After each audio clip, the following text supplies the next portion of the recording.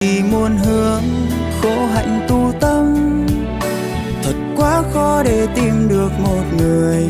Từng đêm u tối một mình đơn côi, bóng ai đó ngồi mặc sương rơi lạnh buốt môi. Là do duyên kiếp mỗi người đều mang, đừng nên trách than sân hận lòng cho phàm tăng.